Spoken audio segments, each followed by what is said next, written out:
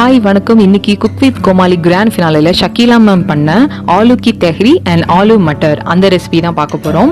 வாங்க பார்க்கலாம். அதுக்கு 2 பச்சை மிளகா கீரி வச்சிருக்கேன், கொஞ்சம் கொத்தமல்லி, கொஞ்சமா புதினா. ஸ்பைசஸ் அப்படின்னு பாத்தீங்கன்னா 2 ஸ்பூன் ஜீரகம், 1/2 டீஸ்பூன் பெருஞ்சீரகம், ஒரு நீளமான பட்டை, 2 ஏலக்காய், ஒரு 5 கிராம்பு. அதுக்கப்புறம் உருளைக்கிழங்கு வந்து இந்த மாதிரி ஸ்லைஸ் பண்ணி வச்சுக்கோங்க நீல வாக்குல. அப்புறமா 2 தக்காளி கட் பண்ணி வச்சிருக்கேன். அதுக்கப்புறம் 2 பல்லாரி இந்த மாதிரி ஸ்லைஸ் பண்ணி வச்சுக்கோங்க. அதுக்கப்புறமா பாஸ்மதி ஒரு 20 மினிட்ஸ் தண்ணியில ஊற வச்சுக்கோங்க. இது வந்து பிரியாணி கிடையாது, இது வந்து ஒரு புலாவ் மாதிரி இருக்கும். ஸோ இதோட ஃபிளேவரே பார்த்தீங்கன்னா ஜீரகம், பட்டை, கிராம்பு அதுதான். வாங்க சமைக்கலாம். இப்போ வந்து நெய் ஊற்றிக்கோங்க தேவையான அளவு. உங்களுக்கு நிறைய பிடிக்கும்னா நிறைய சேர்த்துக்கோங்க. நான் வந்து இங்கே ஒரு 3 ஸ்பூன் நெய் சேர்த்துருக்கேன். அப்புறமா அந்த ஹோல் ஸ்பைசஸ் எல்லாம் சேர்த்துக்கலாம். சேர்த்துட்டு நல்லா இது வதங்கினதுக்கு அப்புறமா வெங்காயம் நம்ம ஸ்லைஸ் பண்ணி வச்சிருக்கோம்ல அந்த வெங்காயம் சேர்த்துக்கோங்க. ஆனியன் வந்து நல்லா வதங்கணும். நல்லா வதங்கணும்னா கொஞ்சம் நல்லாவே ப்ரௌன் ஆகணும், ஓரளவுக்கு கோல்டன் ப்ரௌன் ஆகணும். ஆனதுக்கு அப்புறமா நம்ம வந்து உருளைக்கிழங்க நல்லா பீல் பண்ணி வாஷ் பண்ணி தண்ணியில வச்சுக்கோங்க, அப்பதான் கலர் மாறாது. எண்ணெயில பொரிச்சு எடுத்து போடுவாங்க. நான் வந்து இதுலயே நிறைய நெய் ஊத்திருக்கேன்ல, ஸோ அதுலயே வந்து இந்த பொட்டேட்டோவை போட்டு நல்லா ஃப்ரை பண்ணிக்க போறேன். நல்லா ஆனியன் வந்து பாருங்க நல்லா ப்ரௌன் கலர் ஆயிடுச்சு. அதுக்கப்புறமா உருளைக்கிழங்கு போடணும். போட்டிருக்கோம்ல அந்த நெய்ல அல்லது எண்ணெய் எது வேணா இருக்கலாம், அதுல நல்லா குக் ஆகணும். உருளைக்கிழங்கு ஒரு 5 to 7 மினிட்ஸ் நல்லா குக் ஆனதுக்கு அப்புறமா பச்சை மிளகா, நான் இங்க 2 பச்சை மிளகா ஸ்பிளிட் பண்ணி வச்சிருக்கேன், அந்த பச்சை மிளகாவை சேர்த்துக்கோங்க. அப்புறமா தக்காளி 2 தக்காளி கட் பண்ணி வச்சிருக்கேன், அதையும் சேர்த்துக்கோங்க. ஸோ தக்காளி குக் ஆகிறது கொஞ்சம் டைம் ஆகும். ஸோ நல்லா வதக்கிக்கோங்க. தக்காளி வந்து நல்லா மசியணும், மசிகிற வரைக்கும் நல்லா குக் பண்ணிட்டு அதுக்கப்புறமா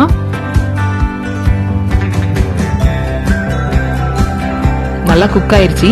இப்போ வந்து நம்ம கொத்தமல்லி அண்ட் புதினா கொஞ்சமா தான், பிரியாணி அளவுக்கு நம்ம சேர்க்க வேண்டாம், ஒரு ஹேண்ட்ஃபுல் ஆஃப் கொத்தமல்லி அப்புறமா புதினா சேர்த்து அதையும் லைட்டா வதக்கிக்கோங்க. ஒரு 2 மினிட்ஸ் நல்லா அதை மிக்ஸ் பண்ணி விட்டுட்டு நம்ம வந்து இப்போ மசாலாஸ் எல்லாம் சேர்க்கலாம். ஸோ வத்தல் பொடி நான் ஒரு 1.5 ஸ்பூன் சேர்த்திருக்கேன். மல்லித்தூள் வந்து 2 ஸ்பூன், மஞ்சள் பொடி ஒரு 1/2 டீஸ்பூன். இந்த 3 தான் நல்லா சேர்த்து மிக்ஸ் பண்ணிக்கோங்க. நம்ம போட்டிருக்க மசாலாஸும் நல்லா குக் ஆகணும். வெங்கடேஷ் பட் சார் எப்பவுமே சொல்லுவாங்க, ஒரு இன்கிரீடியன்ட்டுக்குமே குக்கிங் டைம் ஒன்னு இருக்கு. அதே மாதிரி மசாலா போட்டுட்டு கொஞ்சம் இதுவும் ஒரு 2 மினிட்ஸ் நல்லா சாட்டே பண்ணிட்டு அதுக்கப்புறமா நம்ம பாஸ்மதி ரைஸ் நம்ம சேர்க்க போறோம். ஸோ நம்ம வந்து சோக் பண்ணி வச்சிருக்கோம்ல, வாஷ் பண்ணி ஒரு 20 நிமிஷம் ஊற வச்ச பாஸ்மதி அரிசி. நான் வந்து இங்க ஒரு 300 கிராம்ஸ் சேர்த்திருக்கேன். ஒரு 300 கிராம் பாஸ்மதி ரைஸ் சேர்த்திருக்கேன். அது வந்து நல்லா உடையாம மிக்ஸ் பண்ணி விட்டுக்கோங்க. மிக்ஸ் பண்ணிட்டு 300 கிராம் இது சேர்த்திருக்கேன் அப்படின்னா 600 ml தண்ணி ஊற்றணும்.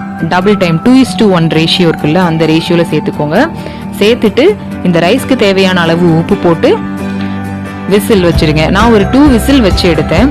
சூப்பரான ஒரு ஆலூ கி தெஹரி ரெடி. சூப்பரா இருந்துச்சு.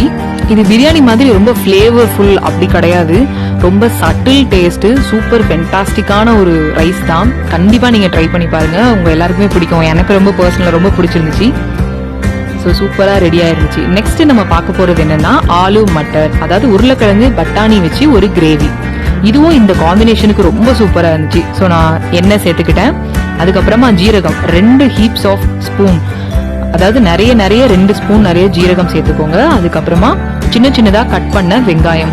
இது வந்து நல்ல கோல்டன் ப்ரௌன் ஆகணும், அதாவது கம்ப்ளீட் கோல்டன் ப்ரௌன் ஆகணும். கிறிஸ்பியா ஆகும்ல வெங்காயம், அந்த அளவுக்கு நல்லா குக் ஆகணும்.